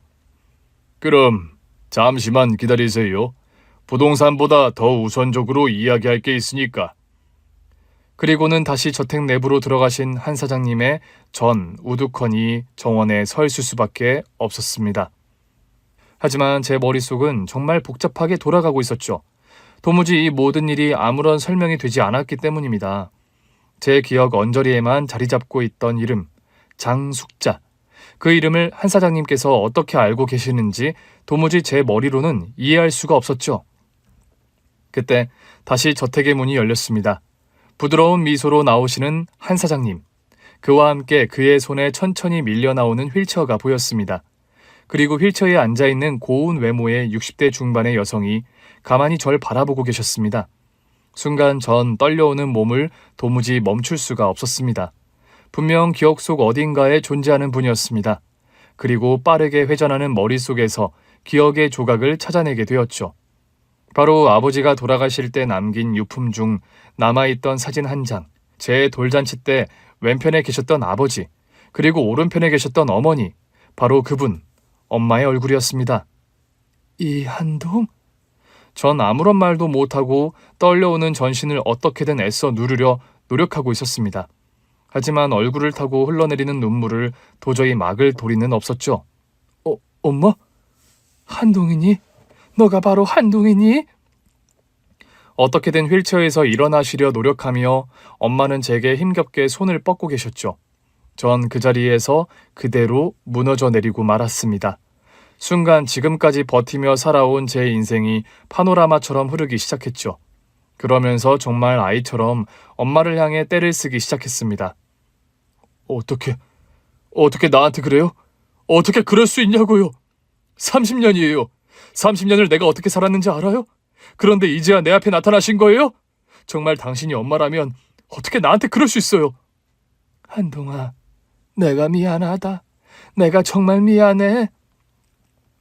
쓰러져 있는 제 머리를 그 여린 두 손으로 감싸진 엄마는 하염없이 눈물을 흘리셨습니다. 미안하다는 말을 계속 중얼거리며 말이죠. 그 말을 진작에라도 들었더라면 평생을 엄마란 존재 없이 살아온 제 인생이 조금은 나았을 수 있지 않았을까요? 방황과 혼란으로 점철되어 문제만 일으켰던 제 인생에 조금이라도 등불이 되어 주셨더라면 제 비어있는 가슴에 조금이라도 따스함이 담겨있지 않았을까요? 그래서 절 떠나버린 엄마를 30년 만에 이렇게 만나게 된 저의 인생에 관해 살짝 이야기를 해보고자 이렇게 사연을 올립니다. 어차피 그 여자 도망갈 줄 알았어. 엄마라는 게 정신이 있는 거야? 어떻게 갓난애를 두고 가출을 할 생각을 다 하느냐고. 지가 무슨 철부지 여고생이야? 너도 똑똑히 들어. 네 엄마는 엄마라고 생각도 하지 마. 네 인생에서 버리라고. 알았어? 아직도 떠오릅니다. 7살밖에 되지 않은 저를 술상 앞에 앉혀놓고는 매일같이 넋두리를 해대던 아빠의 모습 말이죠. 그에 더해 엄마가 집을 나간 이후 집에 들어와 살게 되신 할머니는 아버지의 성에 기름을 부으셨죠. 그것이 우리 집 돈 때문에 처음부터 기어들어온 거 아니겠냐? 아주 몹쓸 것이지, 몹쓸 것. 그러니까 넌 왜 그런 애를 집에 들여서는. 또 내 잘못이라 하는 거요? 그게 나한테 얼마나 꼬리를 쳤는지 얘기했잖아. 일하러 왔을 때부터 아주 살살거리더라고. 그러니까 내가 항시 여자 조심하라 안 했냐? 횟집 장사 잘 된다고 어디서 주워들어서는 일하겠다고 낼름 들어온 거 아니야? 그리고는 너한테 뭐 빼먹을 거 없나 기회만 엿본 거라고? 우리가 당한 거야, 우리가. 말귀 하나 못 알아듣는 거 그렇게 때려가며 가르쳐놔도 애가 머리가 나쁜 건지 말귀를 못 알아먹더니 결국 사고를 치네. 분명히 고깃집에 가 무슨 수를 쓴 거야? 그러지 않고서야 그 잘 나가던 횟집이 말도 안 되게 손님이 뚝 끊긴다는 게 말이나 되냐고? 몰라요. 어쨌든 간에 내가 어떻게든 이 여자 잡아서 다리 몽둥이를 부러뜨려야 속이 시원할 테니까 기다려요. 사람들 풀어다가 잡으라 했으니까. 일정 부분 틀린 말은 아니었습니다. 지역에서 가장 잘 나가는 횟집을 운영하던 아빠. 90년대 당시 도심에서 회라는 음식은 평소에 먹기 힘든 꽤나 고가의 음식이었습니다. 그런데 해안 지역 출신이셨던 아빠는 당신의 인맥을 이용해 저렴한 금액으로 광어나 우럭 등을 구매할 수 있었고 이를 특별한 스케다시 없이 저렴한 가격에 회를 판매하기 시작하셨죠. 당시 유행했던 9,900원 횟집. 아마 그 시절을 지내셨던 분들은 대부분 아실 정도로 선풍적인 유행을 이끈 횟집 상호의 시초가 바로 아빠라고 나름 자부할 수 있었죠. 이를 시작으로 점차 횟집을 키우셨던 아빠는 이후 3층짜리 건물을 통으로 임대, 횟집을 운영하게 되셨어요. 그러면서 고급화 전략으로 바꿔 다양한 스케다시의 룸까지 보유한 아빠의 횟집은 지역에서 가장 유명한 횟집으로 성장하게 되었죠. 웬만한 가족 모임 혹은 상견례 자리에 가장 어울리는 횟집으로 알려지기 시작했고요. 그러니 횟집 직원만 해도 얼마나 많았겠어요. 그때 직원으로 들여오셨던 분이 바로 저희 엄마였습니다. 다른 직원들보단 조금 어린 30대의 나이에도 손님들에게도 싹싹하고 일도 너무 잘해서 일하신 지 6개월 만에 3층 룸 담당으로 초고속 승진까지 이루게 되셨어요. 물론 그 배경엔 사장이었던 아빠의 힘이 작용했을 테고요. 내가 그때 3층으로 올리지만 않았어도 이런 일이 없지. 일 좀 잘하길래 예뻐해줬더니만 이 모양 이 꼴이 난 거야. 다 내 탓이지, 내 탓. 여자를 잘못 본 내 탓. 어린 나이였던 제가 보기에 매일같이 술에 취하신 아빠가 읊어대던 3층이란 단어에서 정말 천추의 한이 느껴졌죠. 따지고 보면 3층에 올리신 건 정작 본인인데도 말이죠. 그러면서도 자신의 실수를 만회하려는 듯 가끔 엄마에 대해 칭찬을 하는 경우도 있었습니다. 일을 하겠다고 면접을 보러 온 엄마는 정말 성격도 좋고 거기에 얼굴까지 예쁘셨대요. 그러니 아빠뿐 아니라 손님들의 사랑을 독차지할 수밖에 없었죠. 몰래 서비스도 슬쩍 넣어주고 손님의 컴플레인도 얼마나 유들유들하게 대처하는지 당시 사장인 아빠의 눈엔 얼마나 엄마가 예뻐 보였겠어요. 그래서 만나자고 한 내가 실수였지. 지네 엄마 병원비까지 그렇게 챙겨줬건만 몇 년도 안 돼서 도망갈 애라는 걸 진작에 눈치챘어야 했는데. 당시 엄마의 집안 사정이 그리 좋지 못했다고 해요. 외할머니의 병원비도 엄마가 책임져야 할 상황이어서 엄마는 10대 시절부터 일을 손에 놓을 수 없었다고 해요. 그러다 다른 곳보다 보수가 좋은 횟집까지 들어오시게 된 거고요. 그런데 워낙에 능숙한 일솜씨에 아빠는 엄마한테 슬쩍 제안을 했다고 해요. 외할머니 병원비는 본인이 책임질 테니 자신과 만나자고 말이죠. 사실 지금 생각해보면 아빠의 말이 조금 어폐가 있는 게 아빠가 외할머니의 병원비를 지원해 주신 지 채 2달도 못 돼서 외할머니가 돌아가셨어요. 그러니 2달치 병원비를 흡사 2년치 병원비처럼 과장해서 말씀하시는 건 저 역시 조금 지나치다고 생각을 한 적은 있었죠. 하지만 그 2달치 병원비는 엄마를 공격하기 위한 확실한 무기로 아버지는 시도 때도 없이 사용하시게 된 거죠. 어쨌든 아빠의 병원비 지원 때문인지 아니면 아빠의 무엇 때문인지는 몰라도 엄마는 아빠와의 연애를 시작하셨고 채 3달도 되지 않아 결혼식을 올렸다고 합니다. 생각해보면 당시 아빠의 인생은 한마디로 급류를 탄 거나 마찬가지 아니었을까요? 하던 일마다 안 되던 장사가 작은 횟집으로 시작해서 대형 횟집으로 그리고 결혼까지 채 1년이 걸리지 않았죠. 아빠에게 있어선 얼마나 빠른 변화의 소용돌이였겠어요. 하지만 그만큼 아빠의 성정이 성장하기엔 너무 빠른 변화가 아니었나 전 생각이 듭니다. 엄마와 결혼하고 얼마 지나지 않아 가게 매출이 점차 하락하기 시작했죠. 다시 과거로 돌아갈지 모른다는 불안감이 아빠를 지배했을 테고 점차 아빠는 괴팍해지기 시작했대요. 물론 이 역시 제가 나이가 조금 들어서 알게 된 사실이었지만요. 시간이 흘러 주변인들의 말에 따르면 그 잘나가던 횟집이 달라지기 시작한 건 그리 오래 걸리지 않았다고 해요. 장사가 잘 되다 보니 아빠는 가게보다 본인의 유흥과 골프, 지역 연합회 등과의 교류에 더 많은 시간을 할애하기 시작했고 당연히 가게 관리에는 소홀해질 수밖에 없었대요. 안 그래도 직원은 많은데 배의 선장이 부재하는 일이 많으니 직원들 역시 점차 일에 소홀해지기 시작했죠. 손님 접대도 관리가 안 되고 음식 제사량도 빈번해졌대요. 현금은 직원들이 몰래 가져가는 경우도 다반사였고 위생 역시 지켜질 리 만무했죠.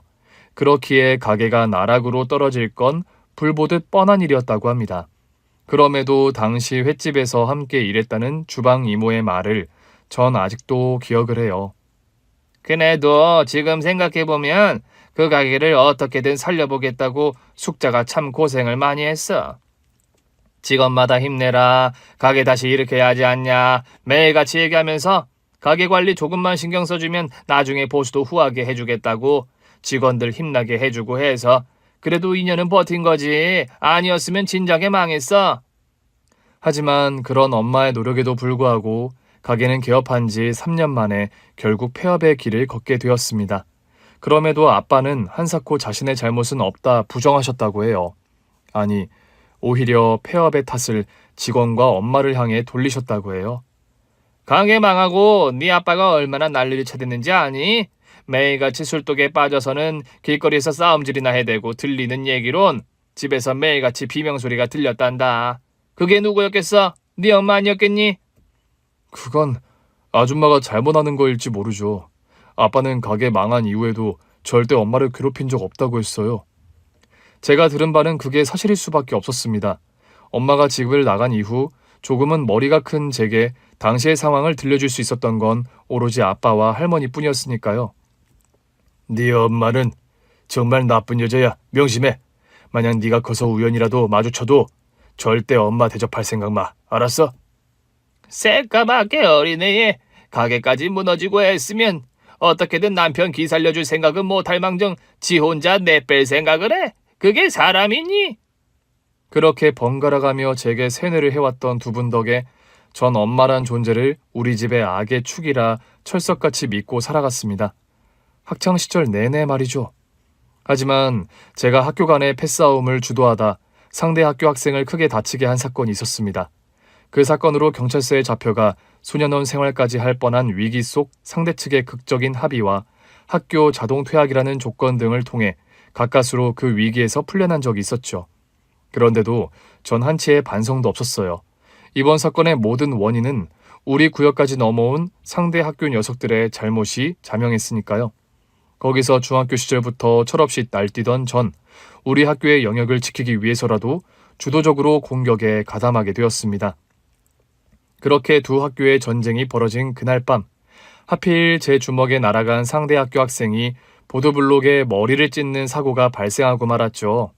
그대로 몸이 늘어지던 학생을 바라보며 전 순간 움찔했습니다. 행여나 저 녀석이 죽은 건 아닐까 두려움이 몰려왔죠. 그 때문에 전쟁은 순식간에 종결되고 말았습니다. 당연했겠죠.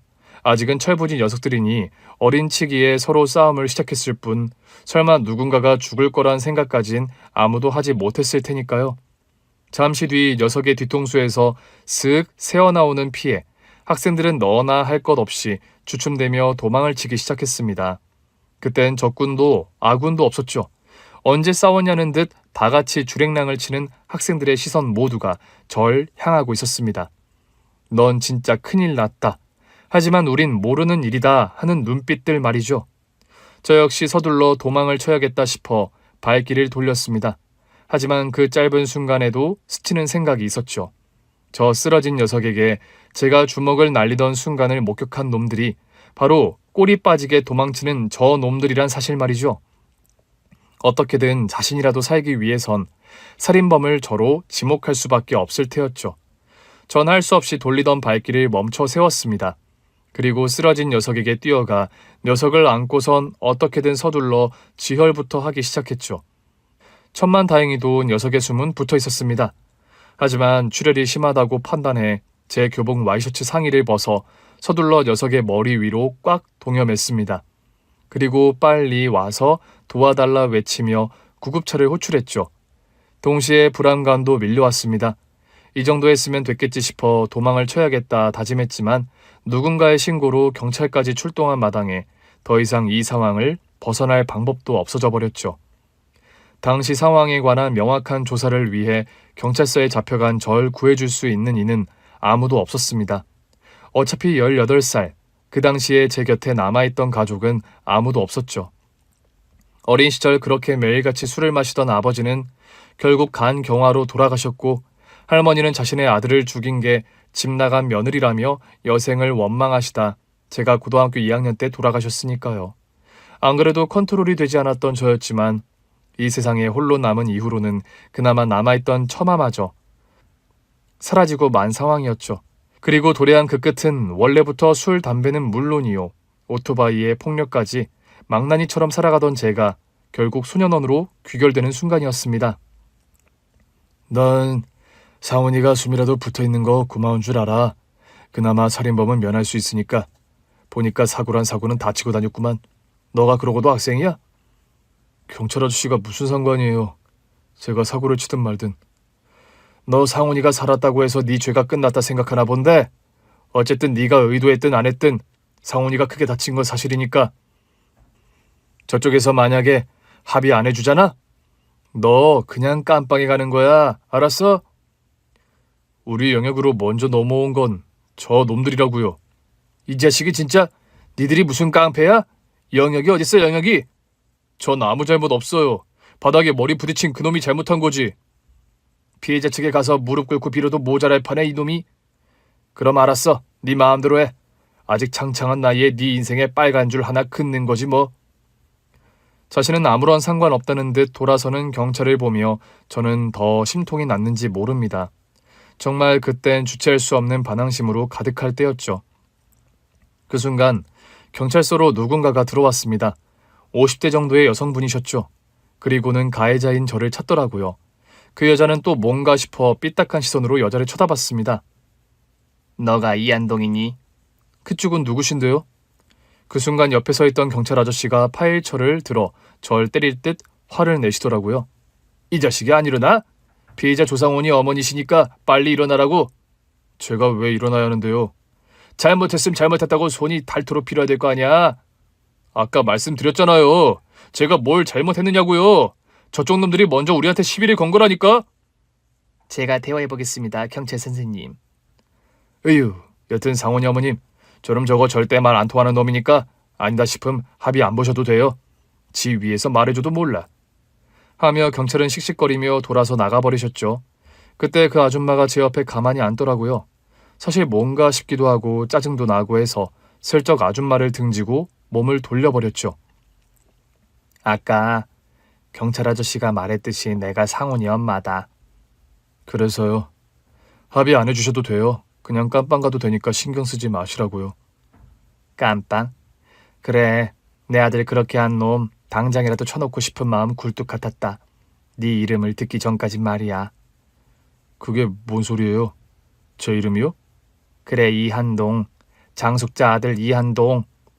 순간 멈칫한 전 그 자리에서 얼어붙고 말았습니다. 아빠와 할머니가 돌아가시고 다시는 들을 일 없다 생각한 엄마의 이름이었죠. 내 아들을 그렇게 만든 게 정말 숙자 아들인가 싶어 몇 군데 알아보니까 네가 맞더구나. 10여 년 전 강산횟집 이태근 사장의 아들 이한동. 아니 그걸 어떻게... 어떻게 알긴. 그 강산횟집이 개업할 때부터 망할 때까지 장장 3년을 하루 종일 가게 주방에만 붙어 있었는데 누구보다 잘 알지. 그리고 그 당시 내가 가장 아끼고 친하게 지내던 동생이 네 엄마 숙자였고. 인생 참 희한하다. 10년이 지난 지금에 그것도 하필 경찰서 의자에 앉아 내가 숙자 아들을 만나고 있다니 말이야. 그렇게 전혀 뜻밖의 장소에서 만난 당시 횟집 주방 이모의 입을 통해 전 기억도 없는 엄마의 과거를 들을 수 있었죠. 그리고 그 이야기는 지금껏 제가 그간 세뇌당해왔던 엄마의 이미지와는 전혀 다른 이야기들이었습니다. 숙자가 얼마나 속이 깊고 좋은 아이였는지 모른다. 내가 매일같이 그랬어. 횟집에서 일하기 아까운 여자라고 말이야. 우스갯소리로 영부인감이라고 했으니까. 엄마가요? 아빠 말론 전혀 그런 이미지 아니던데요? 아빠 말론 엄마가 공금도 막 쓰고 재료비도 막 빼돌리고 해서 가게가 망했다고 그러던데요? 이태근이가 뭘 알아. 탱자탱자 놀러나 다니고 술에 도박에. 어이구, 그 인간이 가게 다 말아먹었지. 그런데 그 탓을 숙자한테 가게 막판에 직원들 월급 석 달치가 못 나가고 있을 때 몰래 가게 예비비로 직원들 월급 한 푼도 빠짐없이 싹 챙겨준 게 숙자야. 그 예비비 몰래 써서 가게가 망했다고 말도 안 되는 탓을 숙자한테 돌려서 들들 볶아대던 게 바로 네 아빠 이태근이고. 당시 표현은 안 했지만 전 실로 엄청난 충격을 받았습니다. 그동안 해왔던 엄마에 대한 원망과 분노 모두 부질없는 짓이 되어버렸으니까요. 그것뿐인 줄 알아? 너랑 같은 나이였던 상훈이, 걔가 그때 3살인가?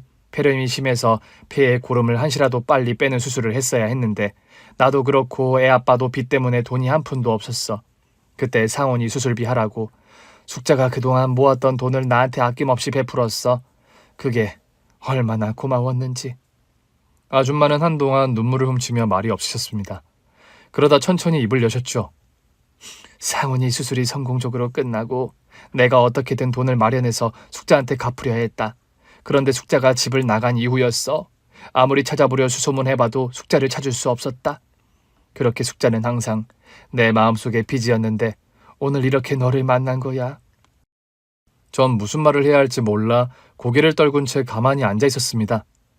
오늘 병원에 가서 의사 선생님 말을 들어보니까 약간의 뇌진탕 소견은 있지만 다행히 치료만 잘 받으면 된다고 하더라. 물론 다행이긴 했지만 내 아들을 그렇게 만든 게 숙자 아들인 이한동, 바로 너더라고. 그래서 내가 이제야 숙자의 빚을 갚을 수 있겠구나 싶어 이렇게 널 만나러 찾아왔다.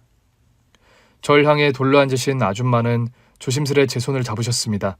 그리고 간절히 부탁하셨어요. 한동아, 너가 아는지 모르겠지만 네 엄마 숙자가 집을 나간 이유는 너무도 괴로워서였을 거야. 매일 같은 술주정에 폭력까지 일삼는 네 아빠를 더 이상 견디기 힘들었겠지. 물론 아들인 널 두고 집을 나간 건 잘못된 건 맞아. 하지만 당장에 자신의 몸조차 누일 곳이 없는 숙자가 핏덩이인 너까지 어떻게 데리고 나갈 수 있었겠니? 내가 아는 숙자는 아마 언젠가 널 찾으러 올 거다. 그러니 이 아줌마가 정말 부탁할게. 너 아빠처럼 억울한 한 해 맺혀 살지 말길 바란다. 이제 네 엄마를 용서해줘. 집을 나갈 수밖에 없었던 그 심정을 조금만 이해해줘. 너가 그래준다 약속만 해주면 난 너한테 아무런 책임도 지게 하지 않을 거야. 그건 네 엄마가 내게 베푼 은혜를 이제야 내가 갚는 길이니까. 그러니 한동아, 이제 더 이상은 문제 일으키지 말고 네 아빠가 너한테 심은 그 가슴속 한을 제발 지우고 이젠 앞으로 훌륭한 청년으로 자라나길 바란다. 그래줄 수 있지? 아직도 생각하면 신기한 일이었어요. 아줌마의 말을 듣고 있던 제 눈에서 줄줄 눈물이 흘러내리고 있던 일 말이죠.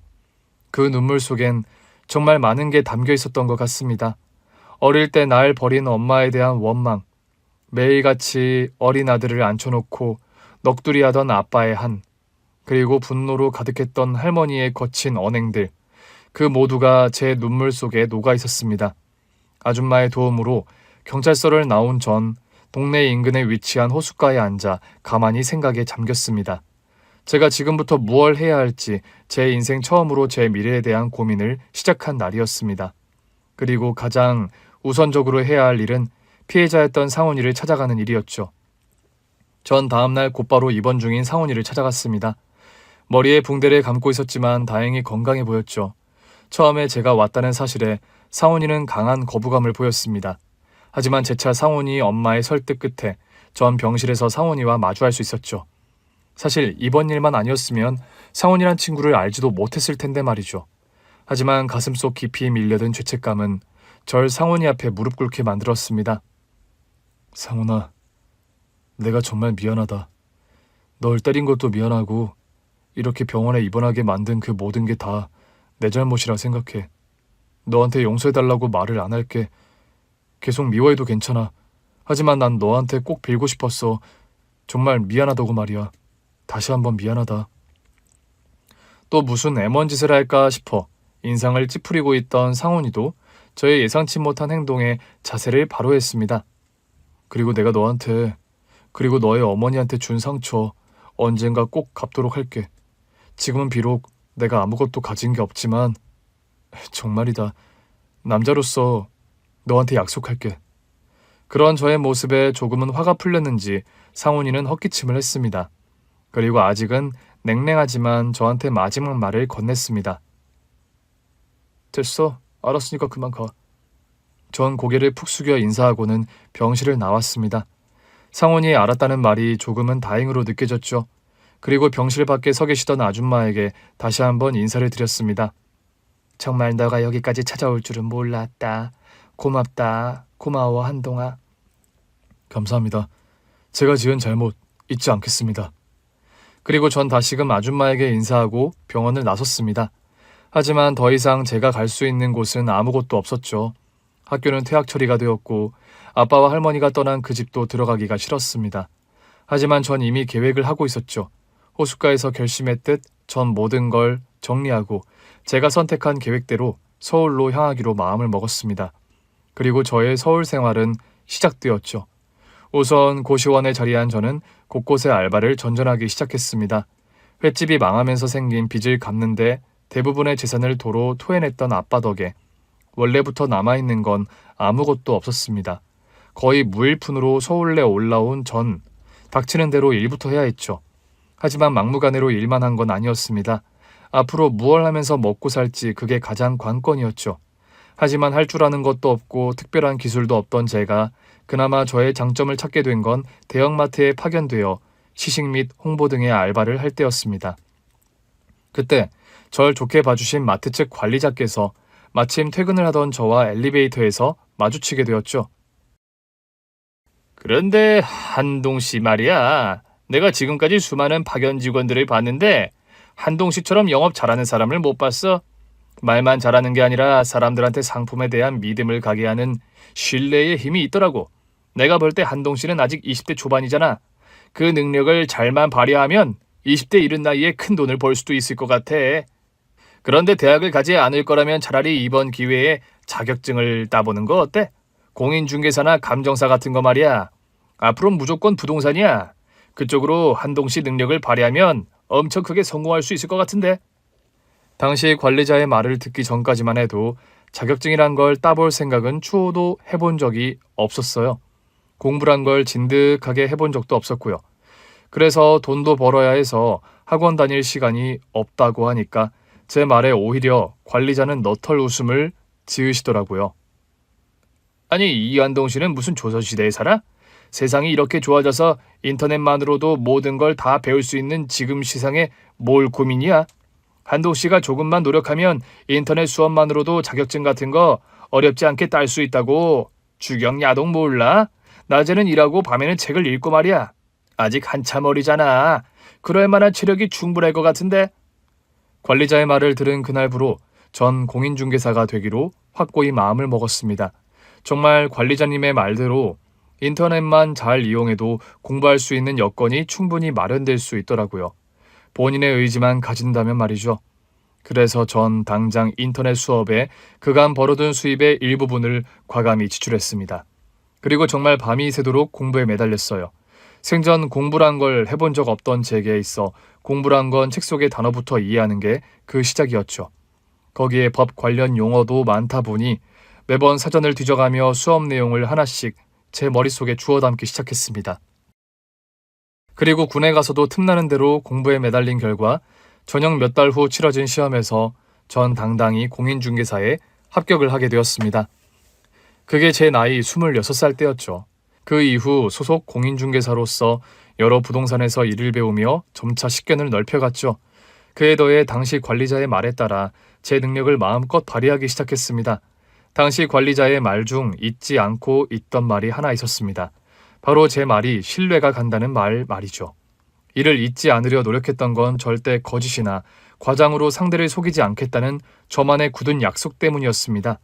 신뢰가 가는 만큼 저 역시 신뢰가 가게끔 일을 해야 했죠. 근데 중개사님, 이 집은 다른 데보다 왜 이렇게 싸게 나온 이유가 뭐예요? 솔직히 말씀드리면 여기에 사셨던 분들께서 나가시면서 제게 하셨던 말이 이 집이 여름에는 습하고 겨울에는 너무 춥다는 말씀들을 많이 하시더라고요. 그러다 보니 특히 아이가 있으신 분들은 이에 대한 사실을 유념하시는 게 좋을 것 같습니다. 그래서 연로하신 분이나 혹은 아이가 있으신 분들께는 솔직히 권해드리는 집은 아닙니다. 그 덕인지 몰라도 전 신뢰 하나로 점차 저만의 손님들을 구축해 나갔습니다. 그러다 보니 정말 많은 인맥도 생기게 됐죠. 그 와중 알게 된 사장님을 통해 여기 강남까지 입성을 하게 된 거고요. 하지만 당시 나이가 많으셨던 부동산 사장님께서 어느 날 제게 뜻하지 않은 제안을 하신 엄청난 사건이 벌어지게 되었죠. 이 한동 씨 말이야. 내가 일하는 거 보니까 이 강남 바닥에서 꽤나 인정을 받을 것 같아. 그래서 말인데 여기를 한동 씨가 맡아서 해보는 거 어때? 제가 말입니까? 아니 사장님께서는 그럼... 나이도 있고 이젠 나도 이 지긋지긋한 바닥에서 그만 손을 뗄까 해. 그동안 나랑 일하면서 우리 담당 섹터의 건물 사장님들을 웬만큼 한동 씨도 잘 알잖아. 거기에 한동 씨 영업 능력이면 혼자서도 충분히 할 수 있을 것 같은데 한동 씨가 맡아서 해보는 게 어때? 생각지도 못한 사장님의 제안으로 전 공인중개사의 대표직을 맡게 되었습니다. 어찌 보면 정말 운이 좋았던 거죠. 안 그래도 언젠가는 개업을 해야겠다 생각은 하고 있었는데 좋은 기회로 젊은 나이에 공인중개사의 대표가 될 수 있었던 거죠. 그 이후에도 젊은 열정 하나로 인맥을 만들어가던 와중 우연히 만나게 되었던 게 바로 한 사장님이었습니다. 한때 큰 중소기업을 이끌던 사장님이었고 강남 개발 때부터 이 지역에 터를 잡으셨던 분이셨죠. 하지만 그분의 첫인상은 정말이지 매우 차가웠습니다. 안 그래도 가장 노른자 위치에 저택을 소유하신 분이 누구일까 한참을 궁금해하던 차에 이전 사장님께서 제게 전화를 주셨어요. 이번에 구에서 진행하는 주민체육대회 있잖아. 거기에 후원하시는 일반 구민분들 중에 한 분이 한 사장이라고 자네가 항상 궁금해했던 저택 소유자분 기억하지? 네, 그럼요. 잘 알죠. 아마 그분께서 체육대회에 잠시라도 참가하실 것 같은데 한번 가봐. 자네가 저번에 그분이 누군지 궁금해했던 게 기억이 나서 말이야. 찾아가서 인사라도 한번 해보라고. 안면이라도 비추고 나면 혹시 모르지. 좋은 일 있을지 말이야. 네, 감사합니다 사장님. 옳다구나 싶어 전 주민체육대회가 어서 오기를 손꼽아 기다렸습니다. 그리고 체육대회 당일 전 그렇게 고대하던 한 사장님을 만나 뵐 수 있었죠. 지금 생각해봐도 제가 왜 그렇게 한 사장님을 궁금해하고 뵙고 싶어 했는지 의문입니다. 하지만 전 어떻게든 한 사장님과 얼굴 인사라도 하고 싶었죠. 마침 체육대회 한쪽에 마련된 지휘소에서 전 드디어 한 사장님을 뵐 수 있었습니다. 안녕하십니까. 전일용 사장님 소개로 이렇게 처음 인사드립니다. 성공 공인중개사 대표 이한동입니다. 하며 전 한 사장님께 명함을 내밀었습니다. 하지만 절 돌아보시는 한 사장님의 얼굴은 미동조차 없으셨죠. 아마 저와 같은 중개사분들이 한둘이 아니었을지 모릅니다. 하지만 전 멈추지 않았죠. 그동안 한 사장님을 정말 뵙고 싶어 했습니다. 정말 다른 뜻은 없습니다. 사장님께 인사드리고 싶은 그 마음뿐입니다. 이건 제 명함입니다. 언제든 필요하신 일 있으시면 연락 주십시오. 정말 감사합니다. 하며 명함을 건네드렸죠. 하지만 제 명함을 무성의하게 받으신 한 사장님은 딱히 다른 말씀 없이 다시 시선을 돌려 체육대회를 관람하셨습니다. 그래도 전 이렇게 인사를 드린 것만으로도 됐다 생각했어요. 어차피 한 사장님께선 부동산을 내놓을 예정도 없으시다는 건 이미 알고 있는 사실이었으니까요. 하지만 왜 그렇게 한 사장님께 인사를 드리고 싶어 했는지는 정말 알다가도 모를 일이었죠. 그런데 그로부터 3개월 후 한 사장님께서 직접 저에게 전화를 주셨던 겁니다. 그것도 오로지 저한테만 말이죠.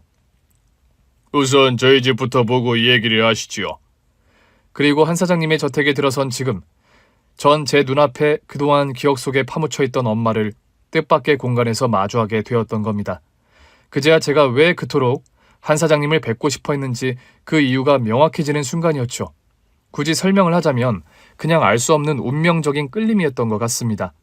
그리고 그렇게 만난 엄마를 통해 전 그간의 모든 이야기를 들을 수 있었고요. 난 정말 믿지 않았다. 한 사장님의 옷에서 나온 너의 명함을 보고 정말 믿을 수가 없었어. 아마 내가 남편의 옷을 세탁 맡기지 않았더라면 명함의 존재도 알지 못했을 테지. 정말 운명 같은 일이구나. 끊임없이 눈물을 흘리시던 엄마는 한시라도 놓치기 싫은 듯 제 손을 꼭 붙잡고 계셨습니다. 알아. 어떻게 그럴 수 있냐며 나한테 네 마음껏 화를 내도 돼. 하지만 나도 널 다시 찾기 위해 노력했어. 하지만 그게 뜻대로 되지 못했다. 그리고 엄마를 통해 듣게 된 이야기는 정말 충격적이었습니다. 사실 엄마가 집을 나가게 된 연유 역시 엄마의 자발적인 의지가 아니었다고 해요. 5살밖에 되지 않은 어린 저를 두고 집을 나갈 수는 없었죠. 하지만 집을 나가라고 압박을 준 건 할머니였다고 합니다. 네가 우리 집에 들어와서부터 다 이 모양 이 꼴이 된 거야. 내가 곳곳에 수소문해서 다 알아봤다. 내 아들이 여자 잘못 만나 평생 고생할 팔자라더라. 그런데 철없는 놈이 그 전에 만난 그 배은망덕한 여자한테도 그렇게 당해놓고선 또 자기 가게에서 일하는 여자를 데리고 들어와.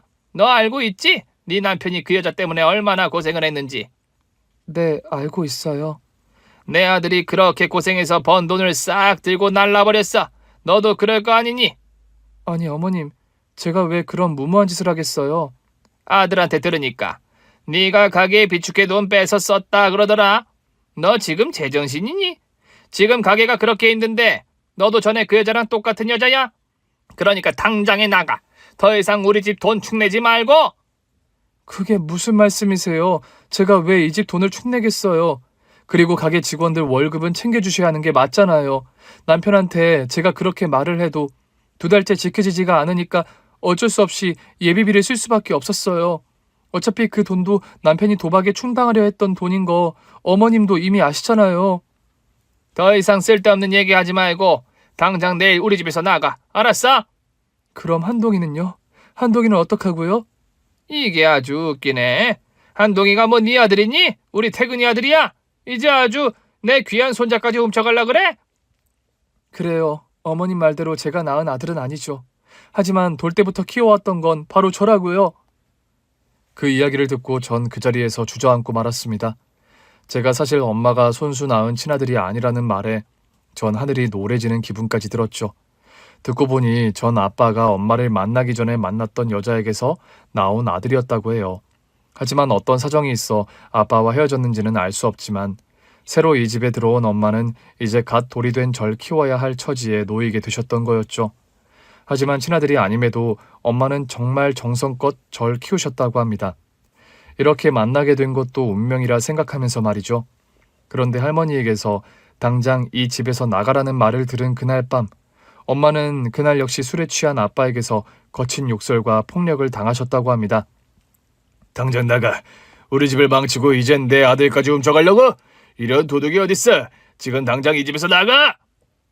정말 아무런 준비 없이 거친 아빠의 손에 이끌려 집 밖으로 내던져지셨답니다.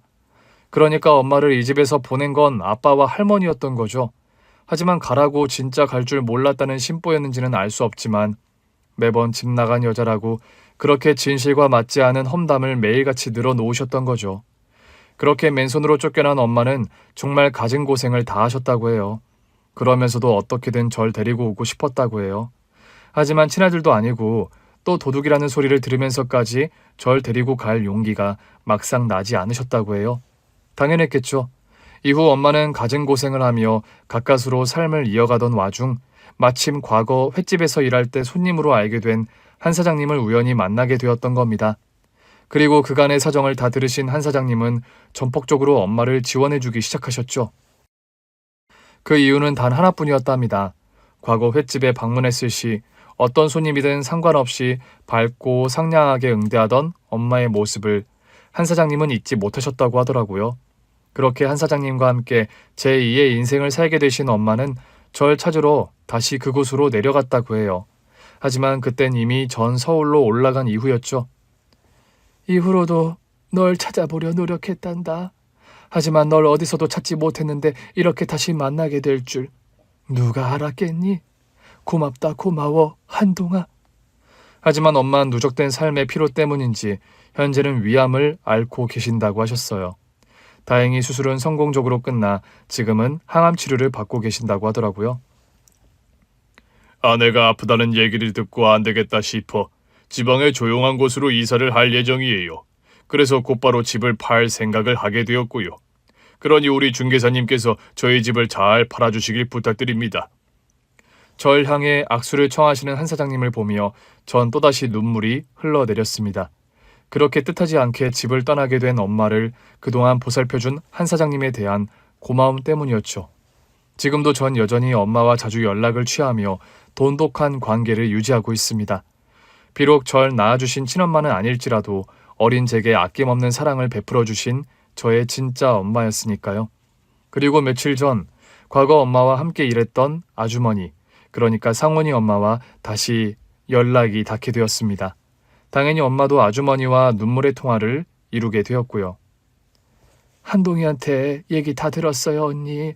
그때 한동이한테 해주셨던 선처 다시 한번 진심으로 감사드립니다. 한동이도 그러더라고요. 상훈이가 보고 싶다고요. 그리고 한동이가 상훈이한테 사나이 대 사나이로 했던 약속이 하나 있답니다. 빨리 은혜를 갚아야 한다고 그렇게 재촉을 하네요. 그러니까 언니 우리 빨리 얼굴 봬요. 알았죠? 그렇게 전화기를 든 엄마와 전 서로를 바라보며 환한 미소를 지었습니다. 이제 다신 엄마와 떨어질 일 없을 거라는 확신의 눈빛도 함께 말이죠. 오늘 준비한 사연은 여기까지입니다. 재미있게 들으셨다면 구독과 좋아요, 알림 설정까지 눌러주세요. 그럼 저는 다음 사연으로 찾아뵐게요. 오늘도 건강하고 행복하세요.